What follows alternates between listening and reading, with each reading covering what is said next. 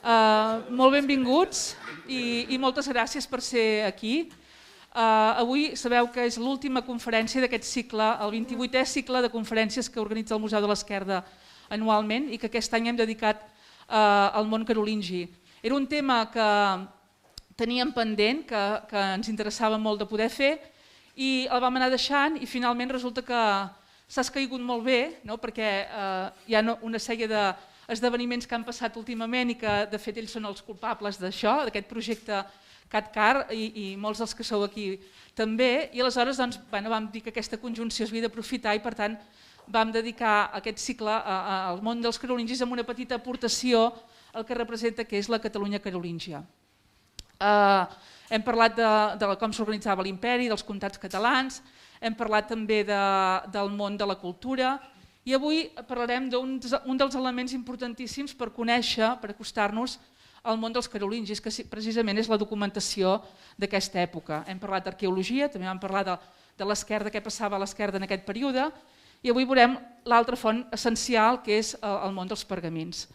I per tant, amb això completarem una mica tot el cicle. I després l'acte d'avui tindrà una segona part, que és la presentació, la inauguració d'aquest espai immersiu que hem de donar les gràcies precisament a l'Institut d'Estudis Catalans i en aquest projecte Catalunya Carolíngia, en el qual, com us explicaran Santi i el doctor Imad Catafau, participa molta gent d'aquí i de la Catalunya Nord, que hagin tingut a bé de posar aquest espai immersiu i de confiar en el Museu de l'Esquerda per implementar-lo. Estem molt contents perquè també és una oportunitat per donar a conèixer el nostre llegat, el llegat del jaciment respecte a aquest moment del món carolingi. I ara de moment no us dic res més, només volia presentar els conferenciants com és habitual en cada conferència. De fet, el doctor Imad Catafau, sabeu que si vau seguir el cicle de l'any passat, va encetar el cicle de l'any passat que anava de jueus a la Catalunya medieval i per tant ja vaig tenir el plaer de presentar-lo, tot i que en aquell moment ell estava a Perpinyà, nosaltres érem aquí i vam fer l'intent de passar-ho perquè la gent pogués veure-ho des de casa seva, perquè encara va ser una conferència telemàtica. Per tant, avui tornarem a presentar-lo, però en directe, i estem molt contents que sigui aquí. Bé, el doctor Imad Catafau és professor titular de la Universitat de Perpinyà Via Domitia, es va doctorar en una tesi sobre les celleres, sobre les sagreres a la diòcesi d'Elna, amb tot el procés de feudalització, per estudiar el procés de feudalització dels segles XI-XII en els comtats catalans. La seva tesi va ser dirigida per el doctor Pierre Bonassís, que això ja és una carta de presentació molt bona perquè és el medievalista que tots tenim al cap. Aleshores, sempre s'ha preocupat per intentar parlar del que és la història política, la vida social, la vida econòmica, tot lligat, amb una atenció especial al territori i a l'acció dels homes en el paisatge. Estudiós del poblament i del territori, també treballa molt estretament amb els arqueòlegs, amb el Servei Departamental Arqueològic, també amb l'Institut Nacional de Recerques Arqueològiques Preventives, l'INRAP, i també, evidentment, també treballant amb les fonts històriques, amb arxius, etc. Igualment, ell té una gran preocupació pel que és la difusió de la història, tant a nivell científic, com correspon a una persona que es dedica a la recerca, com també a la difusió més popular i ha col·laborat amb Ràdio Arrels o si l'han cridat a altres mitjans del país, a França o bé aquí a Catalunya, on també s'ha fet present. També és un assessor en qüestions de polítiques culturals per a diferents institucions. I evidentment té una extensa llista de publicacions científiques i més de difusió.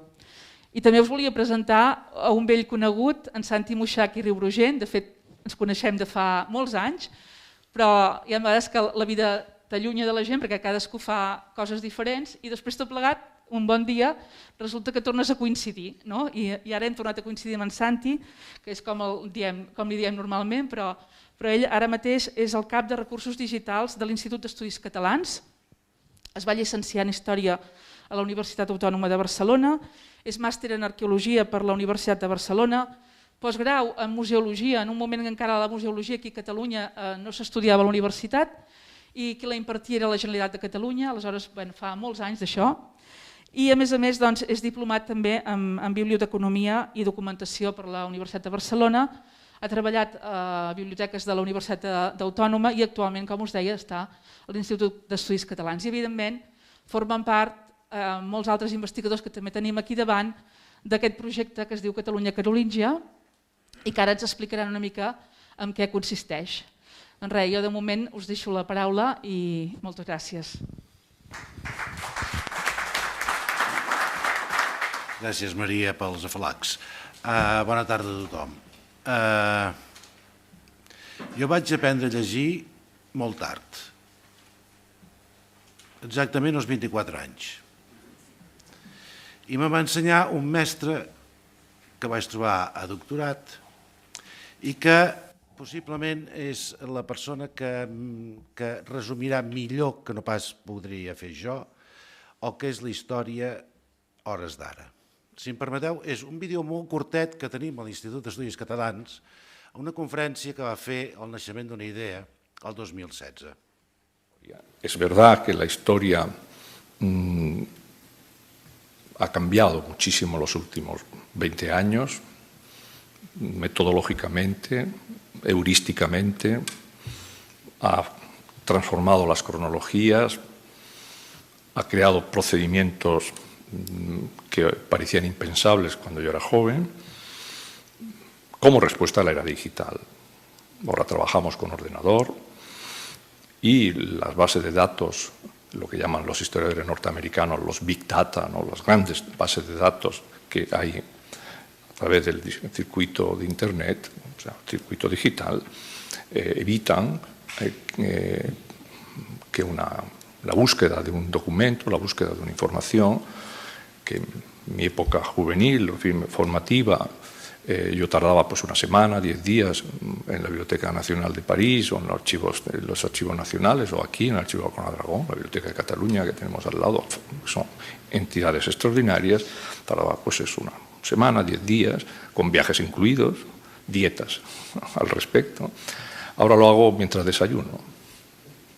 Me tomo el croissant, lo miro y tardo 10 minutos.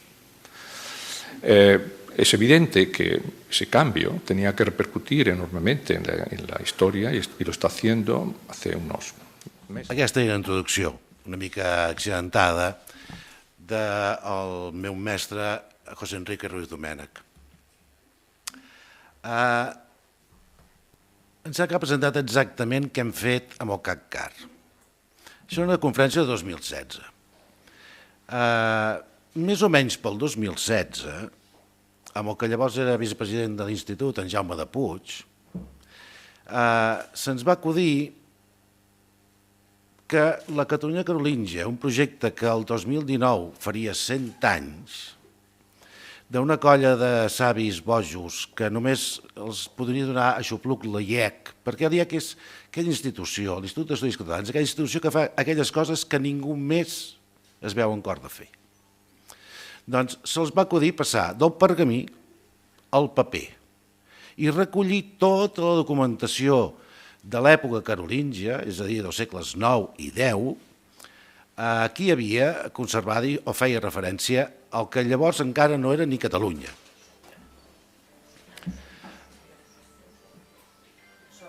Allò acabava la versió en paper, que eren 16 volums en 9 toms, és a dir, és una cosa així, una cosa de butxaca. Van fer una cosa importantíssima, que era buscar, trobar, transcriure i editar tota una quantitat d'informació espectacular, que després van ser conscients de l'espectacularitat de la cosa, és que hi havia gairebé, llavors, més de 4.000 documents d'una època on l'escriptura era una cosa caríssima, tan cara que es necessitava matar. És a dir, si hi haguessin hagut vegans en aquella època no haguessin tingut res, perquè s'escrivia sobre pell, i es feien tatuatges sobre pell de coses que llavors es consideraven importantíssimes i que bàsicament eren contractes, reconeixements de drets, assistències a concilis, etc. Llavors, pensant que aquesta obra que s'acabava llavors, el 2019, havia de tenir continuïtat, com podia tenir continuïtat en el segle XXI?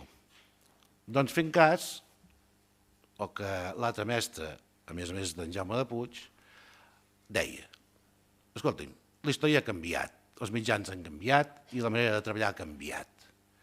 Si nosaltres acabàvem una obra que es va costar 100 anys, era un malbaratament d'esforços que continués en un suport i en un format del segle XX, que sí que millorava determinades coses respecte a l'anterioritat, és a dir, que havies d'anar a buscar arxiu per arxiu i posava tot allà en un paperot, però continuava sense donar més. Què era la Catalunya carolíngia en paper? La Catalunya carolíngia en paper és això. No es veu ni Catalunya, no es veu ni carolíngia, no es veu res. Res de res. Per què? Perquè tota la Catalunya carolíngia estava en el cap dels investigadors, estava en els textos. Però què passa? Que a la que hi posem eines digitals sobre això, i allò que ell deia del Big Data, podem començar a traslladar d'aquelles pells tatuades que deien coses, podem començar d'entrada a delimitar un territori. Gràcies a la documentació. Delimitar aquest territori vol dir consultar molts documents. Molts documents. Ara els tenim aquí. També podem dir com eren, per exemple, l'estructura social administrativa bàsica, més important possiblement que els comtats, que eren els bisbats. I podem comparar. Podem, a més, veure com han evolucionat al llarg d'un segle els comtats. Veiem que hi ha petites diferències, etc. Tot això sense veure ni un document, sense consultar cap document, res. Però després podem fer una cosa encara millor. Podem treure això i podem fer-nos càrrec de la tragèdia que seria treballar sense eines digitals. Tots els documents que van aplegar la Catalunya carolíngia es troben en aquests arxius. Des de Stanford, Sant Petersburg, British Museum, Biblioteca Nacional de França, etc. Allò que deia en Ruiz Domènech, havies de consultar un document i te n'havies d'anar a... Doncs imagineu-vos la quantitat de dietes i de temps que perdríem. Doncs ara dius, home, els localitzem. Molt bé. A banda d'això, què hem fet amb la Catalunya carolíngia? Doncs molt bé, ens hem limitat d'entrada a agafar allò que estava transcrit i posar-ho en format digital, és a dir, estructurat en una base de dades. Ni més ni menys, no té gaire mèrit això, és a dir, no és una cosa complicada ni una cosa tremenda. Però què passa? Que dius, home, tenim 5.019 documents de 2 segles en un sol lloc, això d'entrada. Però què vol dir tenir-los? Res, senzillament estan allà, molt bé, doncs també podrien estar a la biblioteca en format paper. Home, però una base de dades té uns grans avantatges. Una base de dades permet que un cop estructurada la informació nosaltres puguem fer cerques, és a dir, podem interrogar la base de dades. Molt bé, nosaltres podem fer cerques si sabem què volem trobar. És a dir, posem per cas, escolta'm, jo vull veure documentació anterior a l'any 800. Què hi ha a la Catalunya carolíngia anterior a l'any 800? Perquè el que ha passat després és massa modern i no m'interessa. És a dir, que l'any final sigui... Hi ha algun document anterior a l'any 800? És veure, l'any 800 fa molts anys d'això. És a dir, vols dir que hi havia alguna cosa? Que ha pogut sobreviure alguna cosa? Comprovem. Ai, doncs sí, hi ha 12 documents anteriors a l'any 800. I què ens mostra? Amb aquesta pantallota que a mi no m'agrada gaire, però per treballar va molt bé, però, diguem-ne, pel gran públic potser no, però pels que en saben els hi va molt bé. Perquè et diu en quin volum de l'edició en paper estava, quin número tenia en aquell volum, la data, la cronologia aproximada, per tant, interpretativa, i després el regist, és a dir, el resum del document. I si nosaltres cliquem aquí, ens dona notícia amb el mateix format que ho teníem en paper. És a dir, el volum que tenia, la datació, quin tipus de document és, es fa el resum, que la Cristina i el seu marit Sonifred dona a l'església de Santa Eulària d'Ultramort. Ja existia Ultramort, eh? És que a vegades ens pensem que els pobles han aparegut d'un dia per l'altre. Ultramort ja existia. I, amb motiu de la seva dedicació, un alou que té en el mateix lloc. I signen l'escriptura Gualaric, bisbe de Girona, i els estat donadors i alguns testimonis. I aquí què ens diu? L'original s'ha perdut. Perquè hem de pensar una cosa, la Catòlica Carolíngia no va agafar només els documents que encara conservàvem en els pergamins, sinó les còpies posteriors que se'n van fer d'aquesta documentació. Per tant, d'originals, potser en tenim 2.000. I ho dic així. Ja em corregirà l'Aimat, que ell sí que ho sap. Però de còpies que s'han conservat perquè s'han transcrit, n'hi ha quasi 3.000. Molt bé. Això és un exemple de cerca, però nosaltres podem cercar pel que ens sembli. Què hem fet de valor afegit en aquesta base de dades? No tan sols hem posat la documentació tal com estava, sinó que l'hem buidada. I hem buidat els antropònims, és a dir, els noms de persona que apareixen, les seves condicions, és a dir, què eren, quin paper feien a la documentació. Hem buidat tots els topònims, això ens permet saber que Ripoll és Rivipollo, és a dir, Pollancres al costat del riu,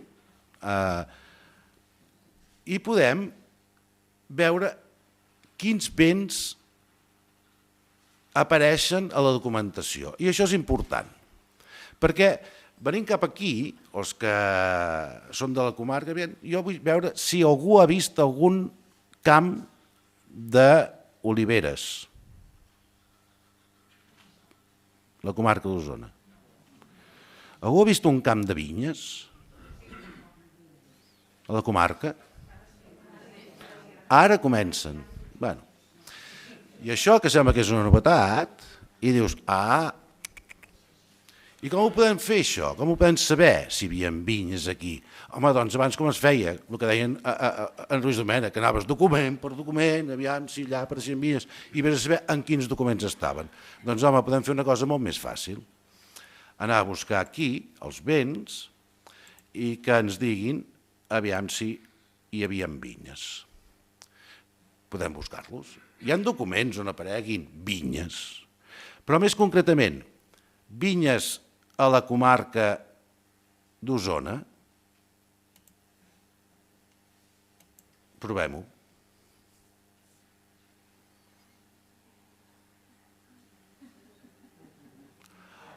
Carai, doncs hi ha 387 documents on testimonien que hi ha vinyes. Bueno. I on eren aquestes vinyes? Doncs aquí tenim un mapa, que veieu que va molt de pressa, que ens localitza exactament on hi havia vinya a la comarca d'Osona. És una bona pista per tornar a plantar vinyes allà on hi eren. Jo dic per si hi ha algun aquí d'aquests emprenedors que diuen que te fotrem la primera pela. Però què volia dir que hi havia vinyes fa 1000 anys? Home, això ens ha de fer rumiar una mica, perquè nosaltres veiem aquest mapa i dius, carai, aquí hi havia vinyes. I fixeu-vos que les vinyes no estan en el pla, estan a les muntanyes. Carai, què passava aquí? Doncs amb la Maria, que ens hem dedicat a l'arqueologia, vam descobrir, nosaltres no, els que ens ensenyaven a nosaltres, que el clima de la Catalunya carolíngia era entre 1,5 graus i 2,5 graus, la temperatura mitjana, superior a l'actual. Això feia que fins i tot hi haguessin vinyes a 1.500 metres a Andorra. 1.500 metres. I ara ens estem plantejant posar-les a 800, aviam si viuen. Alerta, eh? Hi havia 1.500 metres. Si algú ha vist oliveres aquí, home, no hi ha oliveres a la comarca. Però nosaltres podem mirar, aviam si apareixen els molins de vi, és a dir, els trulls, aquí a la comarca. Cerquem, aviam si n'hi ha o no. Perquè ara, esclar, tot l'oli és cap al sud. Doncs sí, hi havia molins d'oli a la comarca d'Osona fa 1000 anys.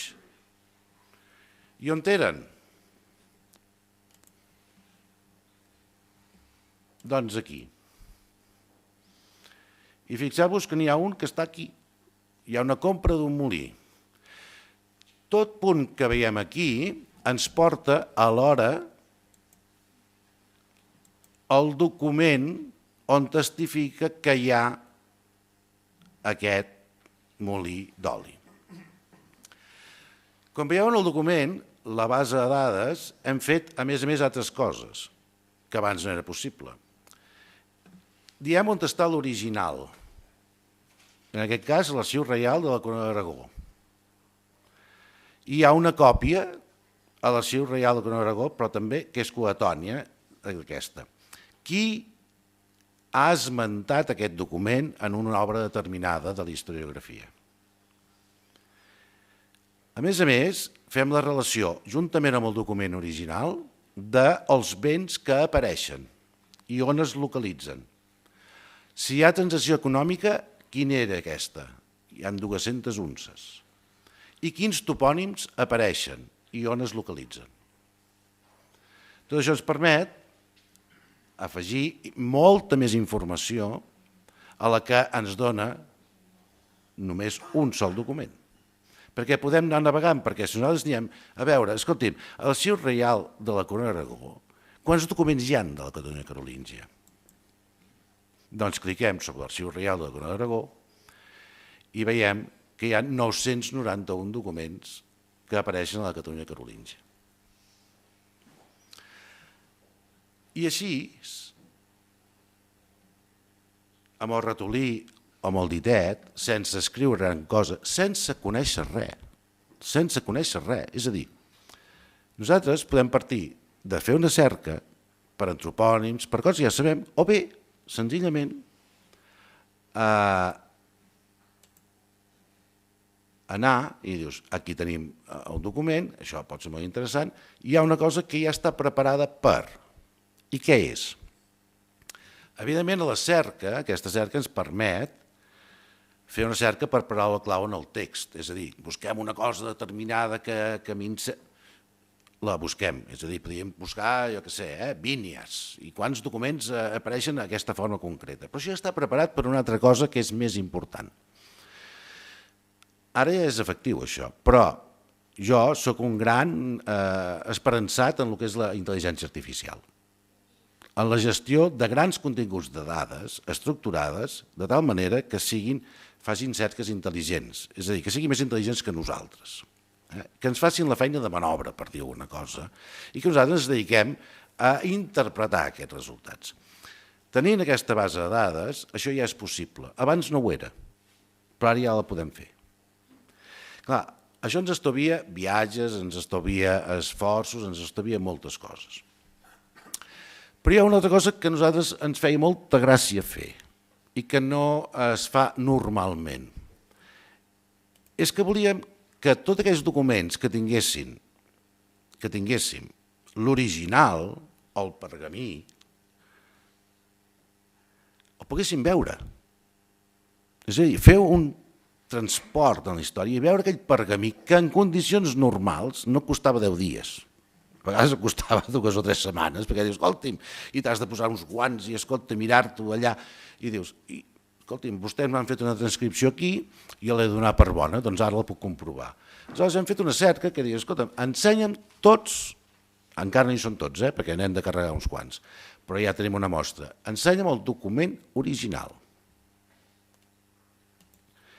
que és, en realitat, el que treballen els historiadors. És a dir, sempre se'n van a la final. Doncs bé, aquí ens surten ara mateix 800 documents on tenim la imatge original del document.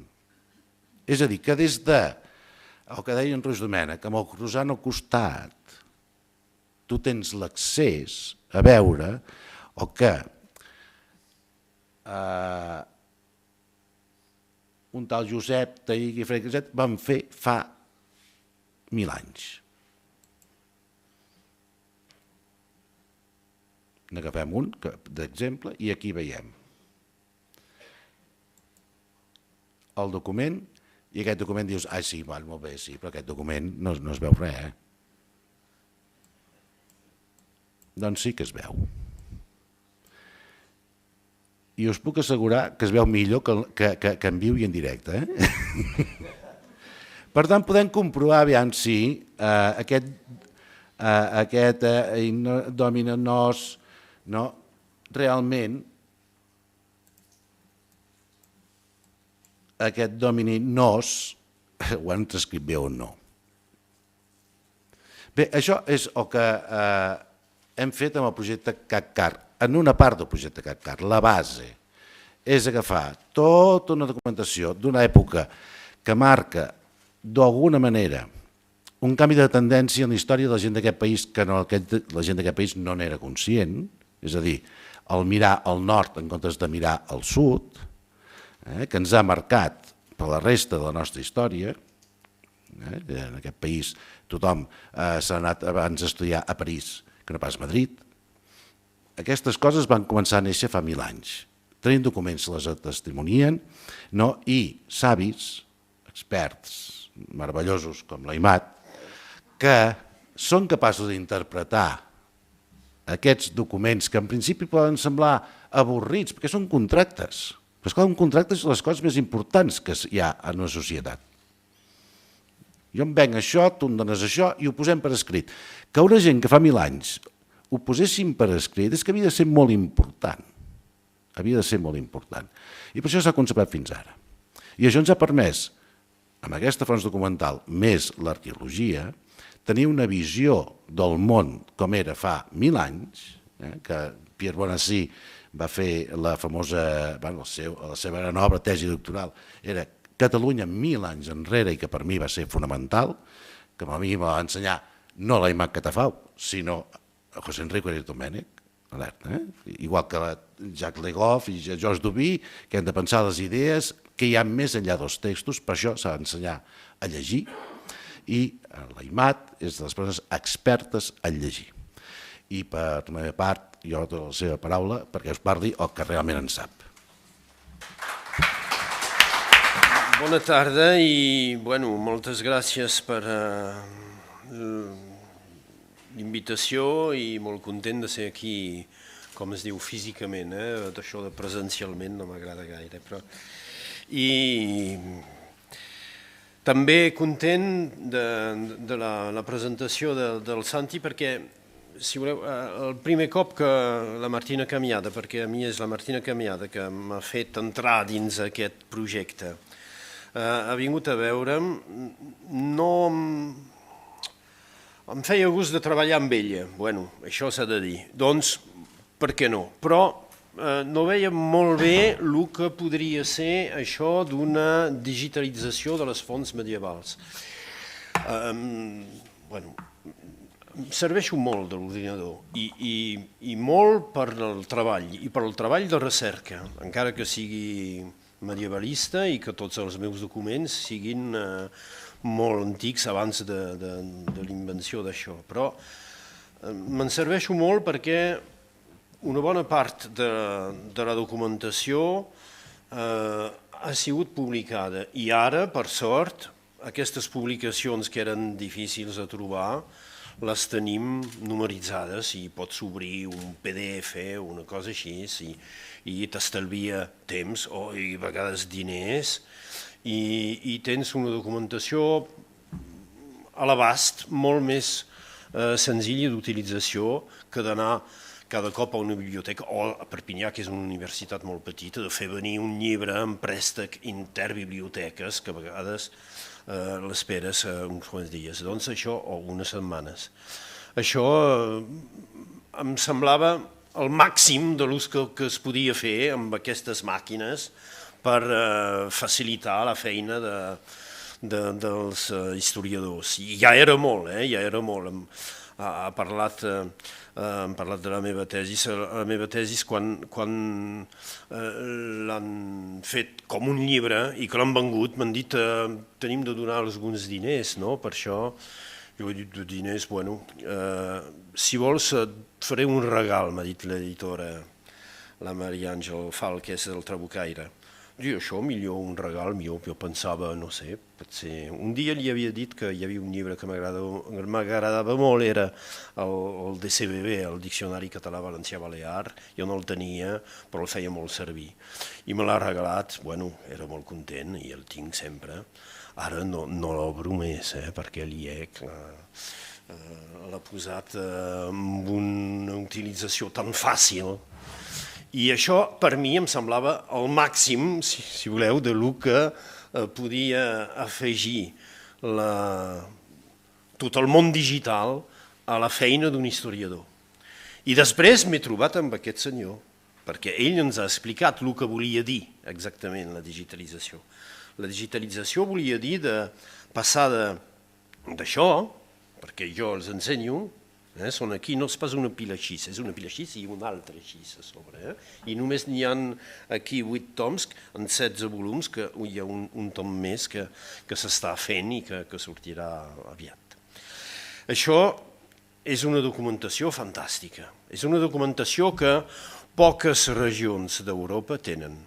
Es tindria de mirar una mica del costat de Roma i la Sabina, algunes parts d'Itàlia, on es pot tenir una documentació comparable i, a vegades, a Itàlia, una mica més antiga encara, però molt sovint en còpies, no pas en originals. Però documentació tan completa a tota l'Europa medieval, molt raros els països que la tenen. Segurament un fet ja en si mateix molt valuós per la Catalunya.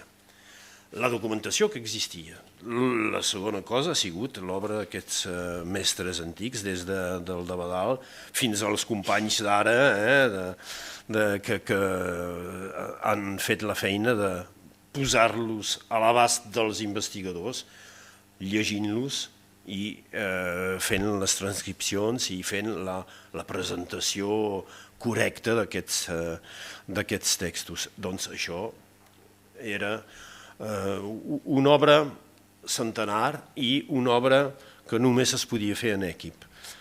I un cop que tens això, per mi la digitalització podia ser de tenir-los tots a l'abast i de poder llegir-los senzillament amb una pantalla. Aquests documents, si en tenim 2.200, penso, d'originals, que encara no s'han fotografiat tots, però això vindrà a poc també, tots els documents no els tenim en originals. És per això que hi ha una feina molt important que és de dir quin és el tema, la transmissió dels documents des de l'original que sempre ha existit, doncs hi ha sempre un puesto per l'original, però que pot ser perdut, però que el text el coneixem per còpies. També és important de dir si tenim l'original i que hi ha còpies antigues, perquè l'original pot ser espatllat, difícil de llegir. Amb el que ens has ensenyat es veu que hi ha a vegades unes taques, d'aquestes taques vermelles que són res més que l'humitat, que pot fer que el document en part no es pugui llegir avui, però que fa 200 anys es podia llegir. I doncs tenim també un interès de veure qui l'ha llegit i qui l'ha transcrit fa alguns anys o fa algunes dècades o fa alguns segles. I a vegades sort que hi havia aquestes còpies, perquè si no els documents, quan l'original era perdut, no tindríem més el text. Doncs aquest és un altre original, jo n'havia escollit un, però no faré això de la pantalla gran, ja ho heu vist que podíem fer-ho. Això és un original en pergamí, un original important, aquest sí.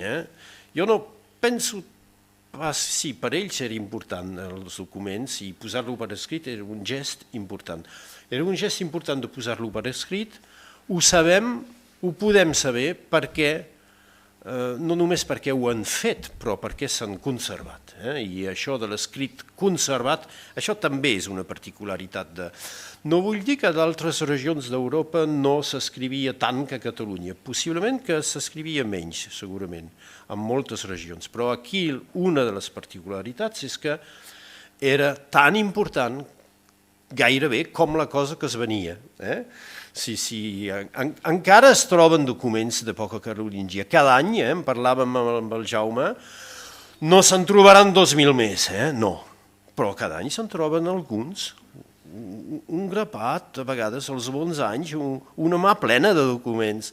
Altres cops serà un document o dos documents originals que es troben encara en els masos, en cases velles, on la gent ni tenen més idea que podien posseir una vinya allà on avui no els hi vindria idea de posar una vinya, però tenen idea que tenen una capsa a la casa, una arca, on hi ha documents antics i que això és, si no més important que tot, però és d'unes coses de les més importants que tenen a la casa.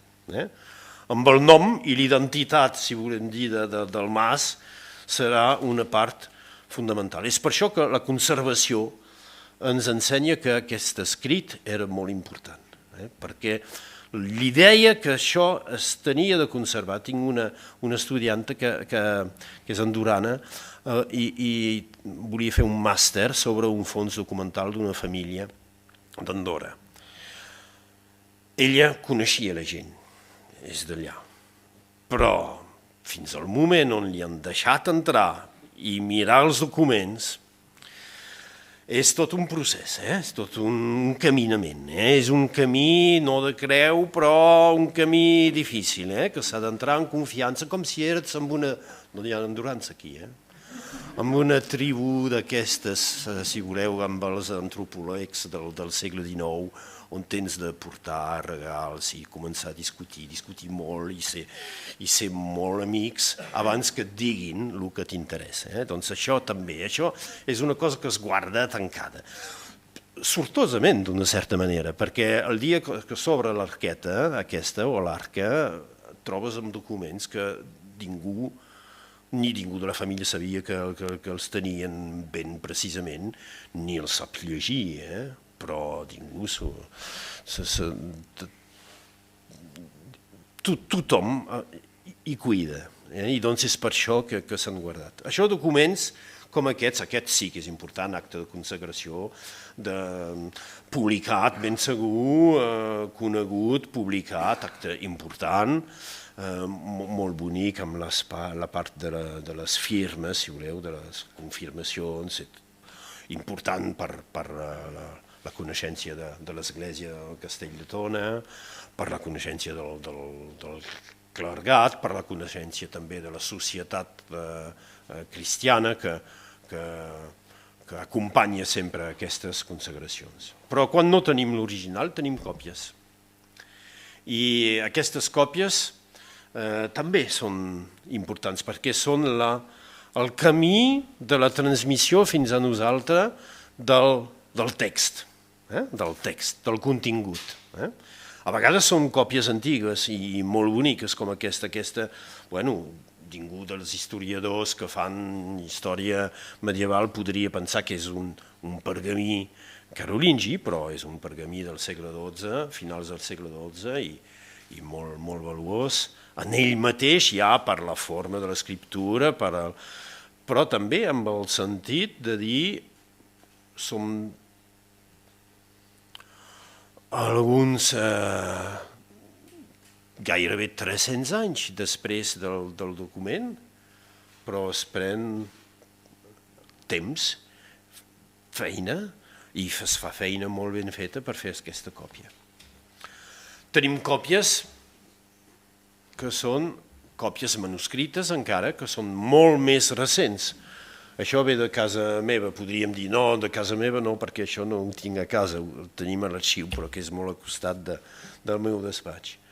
Arxiu de Perpinyà, un il·lustre jurista, historiador català, rossellonès del segle XVIII, que va decidir de fer algunes feines històriques i feia com deia el teu professor, d'una certa manera, ell tenia diners i no podia perdre temps a anar a un lloc a un altre, doncs escrivia a l'abat, escrivia un clergue d'una església i li deia: teniu documents antics, mireu, com coneixeu el llatí encara, som al segle XVIII, si s'hi parla d'aigua, si s'hi parla de camins, perquè feia recerca sobre aigües, sobre camins, si s'hi parla de feus, perquè ha estudiat el feu, la feudalitat, si s'hi parla de drets i d'usos, perquè li interessava aquests temes jurídics, i feu-me'n una còpia i me l'envieu, i jo us pagaré la feina. I després aquestes còpies les ha fet relligar, n'ha fet volums, i per sort, perquè 20 anys després ve la Revolució Francesa i els béns de l'església es venen i els cartularis i la documentació que era copiada sobre els cartularis, que es guardava en plecs de pergamins antics, tot s'ha perdut, o gairebé tot s'ha perdut, i tenim això. Doncs una bona part de la nostra documentació, quan diem 2.200 documents originals, pel Rosselló penso que amb dues mans la tenim tota, l'original. L'original és sobretot d'aquí, al sud. Per sort tenim aquestes còpies. I després, o abans, o en un moment, apareix l'imprimeria. I l'imprimeria també és una forma d'una revolució que ha pogut ser una mica com la digitalització ara, segurament. Posar a l'abast. Posar a l'abast, però també ha pogut salvar documents. Això és d'Arles de Tec, és un document fantàstic, un document d'una importància molt gran per entendre com ha evolucionat aquest monestir que abans era els Banys i que ha sigut desplaçat a Arles. És una carta que escriu l'abat d'Arles de Tec, sí, era els Banys, en aquest moment, es diu Hilpèric, on explica la destrucció del monestir d'Arles per als normands.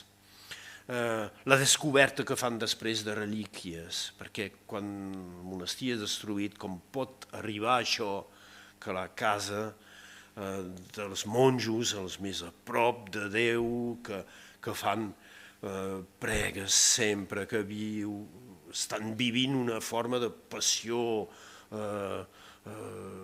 religiosa tan forta, com poden ser castigats. Així, doncs, es posen a pregar, es posen a intentar d'entendre això, i n'hi ha un d'ells que dins aquestes pregues veu un signe i diuen: allà trobareu relíquies. I doncs fan una forma d'excavació, troben relíquies. I això dona un sentit nou a una reconstrucció del monestir que es farà a Arles de Tec. Aquest document tan fantàstic era clavat.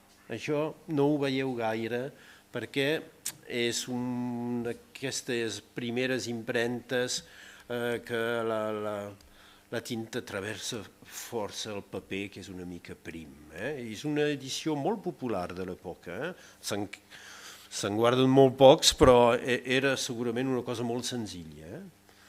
Afirmació d'aquesta veritat i per què els curiosos, és a dir, en confirmació d'aquesta veritat, és una pàgina que comença així, i per què els curiosos i doctes, seríem nosaltres, els curiosos i doctes, estiguen totalment fora de dubte. Serà bé, amb tota la fidelitat possible, escriure així la mateixa carta, l'original de la qual està en una carta de pergamí escrita sobre d'una post clavada en el cor de la mateixa església, de la qual la tenor és el següent. I això per nosaltres és una història fantàstica. Ens diem, dins el cor de l'església d'Arles hi havia una post on havien clavat el pergamí que explicava tot això, d'aquest patiment i d'aquesta reconstrucció. I ell, el Miquel Llot, l'ha vist, l'ha llegit, i diu, això és història tan magnífica que la gent no s'ho voldran creure si jo no ho faig, em faig una còpia molt atenta, molt seriosa. I ha fet la còpia i l'ha fet imprimir. I per sort, perquè és la més antiga versió que en tenim ara. No tenim ni les notes que havia pres el Miquel Llot en manuscrit, segurament, i encara menys aquest manuscrit, aquest pergamí on hi era. Doncs això és ric, això és una transmissió. És una transmissió i aquests documents tenen una importància que és una importància per conèixer tota una societat. I els documents no són només contractes, ben segur són contractes, però ho heu vist, hi ha actes de consagració, hi ha actes oficials dels papes, hi ha butlles, hi ha privilegis, hi ha actes dels emperadors, dels reis carolingis, diplomes i confirmacions de béns a esglésies, a bisbats, a abadies, també a particulars a vegades, a fidels del poder carolingi, i hi ha tots aquests actes del bisbe. Consagracions, com hem vist, confirmacions de patrimonis eclesiàstics, intercanvis entre institucions eclesiàstiques. Però això ens diu una història molt oficial encara, si volem. És tota la història com es podia escriure i, per sort, s'ha escrit, perquè si no hi ha quadre a la història, estudiar el petit bocí d'història molt interessant que serà el d'una família o el d'un individu en particular no seria més que un bocí. Per tenir la seva importància ha de ser un tros d'un quadre. És com tenir l'imatge una mica de lluny, com ha fet el Santi, i després anar a mirar com formaven la lletra A o la lletra B. Però això s'ha d'entendre dins d'un quadre més gran. Aquests actes oficials ens han donat aquest quadre. Aquesta història s'ha escrit des de fa centenars d'anys a Catalunya, amb aquests documents. I ha continuat a escriure i encara segurament hi ha recerques a fer sobre aquests actes, però és veritat que la gran majoria dels documents són actes de particulars, són actes de gent de tot estatut social, són actes de compravendes, ben segur, de donacions a esglésies, a monestirs, d'intercanvis entre particulars i també poden ser intercanvis entre institucions eclesiàstiques, de testaments. Això són actes d'interès que un temps haurien pogut semblar d'interès inferior. Això no hi ha cap conte aquí, no hi ha cap bisbe que apareixi. Això no serveix per fer l'història de les genealogies, dels llinatges aristocràtics, no serveix per fer l'història de la institució eclesiàstica ni de tal o tal monestir o bisbat. Però això ens permet de fer història de la gent que no tot són gent de baix, que possiblement no són tampoc els més pobres, que ells possiblement no deixen res, no poden donar res perquè no tenen res, no poden comprar res ni vendre res. Això n'hi ha també que ens desapareixen i que no coneixem. Però són gent de la població, podríem dir, pagesa, molt sovint, bastant lliure en aquest moment i d'una certa manera benestant. Aquesta societat de l'alta edat mitjana és una societat que podem descobrir. Tindrem de mirar-ho i tindrem de comptar-ho de manera més precisa, però jo he fet una avaluació des del moment on s'ha acabat, o gairebé acabat la digitalització, uns 15.000 habitants de Catalunya, dels quals coneixem el nom. I no només coneixem el nom, però com ha dit el Santi, coneixem el seu estament o la seva funció social, coneixem també la funció que fan dins l'acte.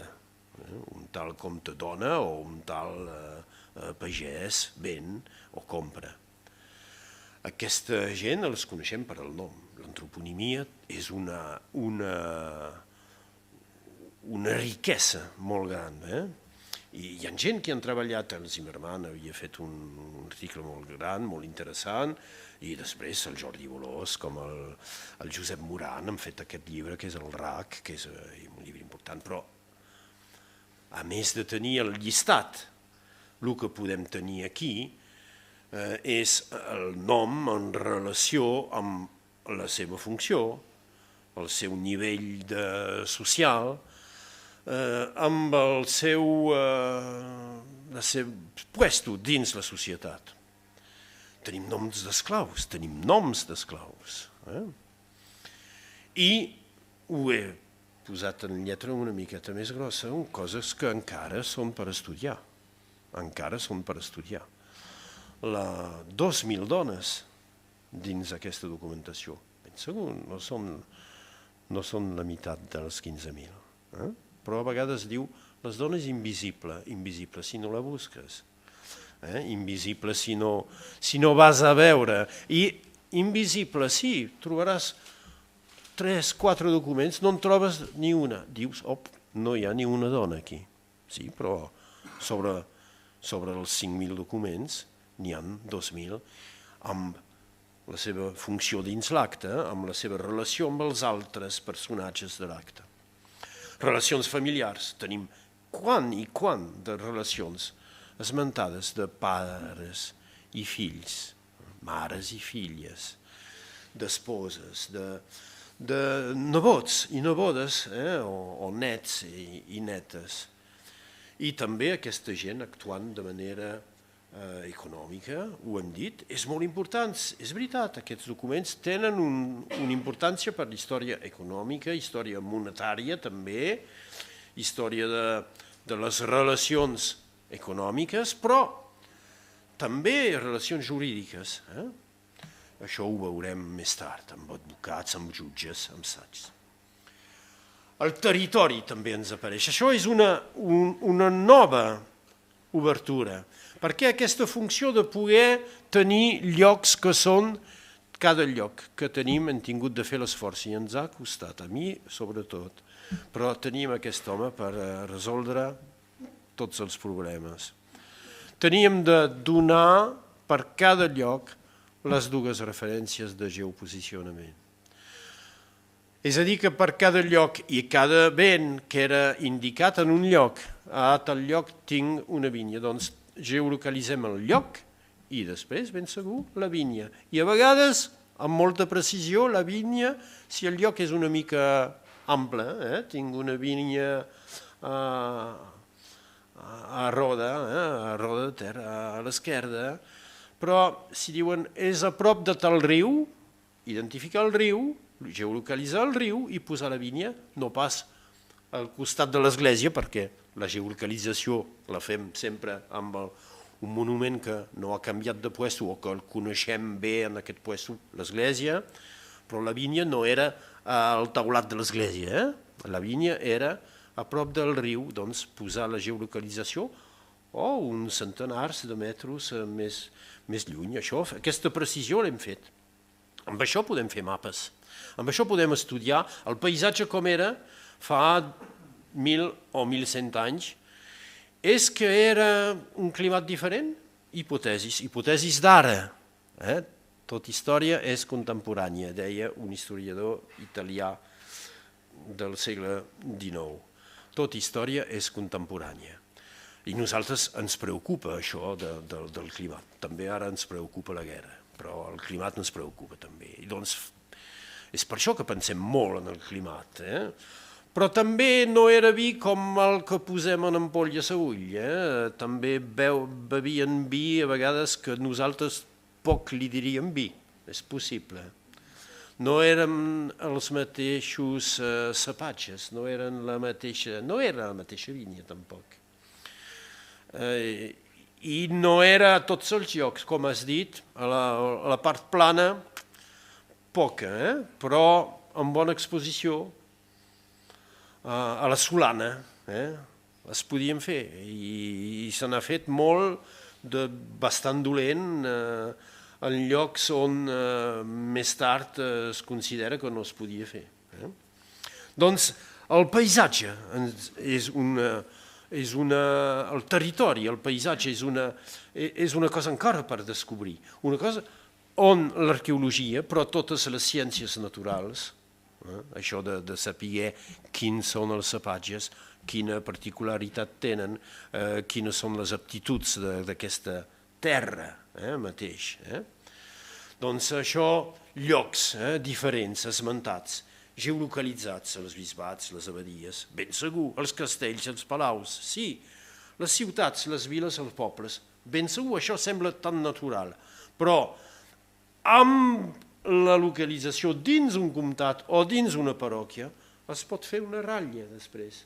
I a vegades veiem que un tal que diu aquesta ciutat no, però aquest poble o aquesta vinya és en tal comtat.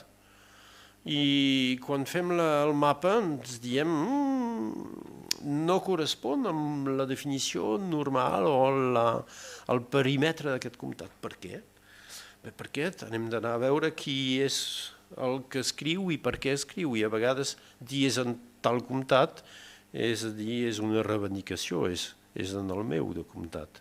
Jo estranyo molt els amics a Perpinyà i tinc documents on diuen Pesillà de la Ribera, que és ben mig de la vall del Tet, i diuen el comtat de Vallespí.